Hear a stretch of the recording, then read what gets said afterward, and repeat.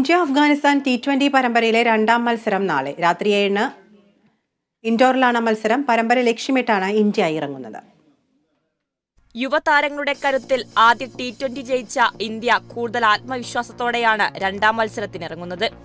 14 മാസങ്ങൾക്കു ശേഷം ഏകദിന ടീമിൽ തിരിച്ചെത്തിയ കോഹ്ലി ആദ്യ മത്സരത്തിൽ കളിച്ചിരുന്നില്ല.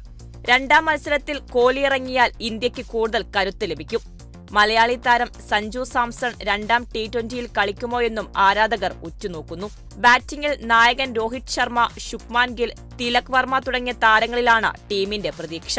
കഴിഞ്ഞ മത്സരത്തിൽ ടീമിനെ വിജയത്തിലേക്ക് നയിച്ച ശിവം ദുബെയും മധ്യനിരയിൽ കരുത്താകും. അക്സർ പട്ടേലും അർഷ്ദീപ് സിംഗും ഉൾപ്പെടുന്ന ബൌളിംഗ് നിരയും അഫ്ഗാന് ഭീഷണിയാണ്. മറുവശത്ത് ഓൾറൗണ്ട് മികവ് പുലർത്തുന്ന താരങ്ങളാണ് അഫ്ഗാന്റെ കരുത്ത്. മുഹമ്മദ് നബി, അസ്മത്തുള്ള ഒമർ സായി, ഇബ്രാഹിം സഡ്രാൻ എന്നിവരാണ് ബാറ്റിംഗിൽ പ്രതീക്ഷ.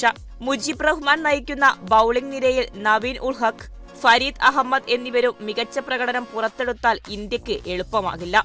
പരമ്പര ലക്ഷ്യമിട്ട് ഇന്ത്യയും ജയം തേടി അഫ്ഗാനും ഇറങ്ങുമ്പോൾ ഇൻഡോറിൽ ആവേശം ഇരട്ടിയാകും. Sports desk, Kerala vision news.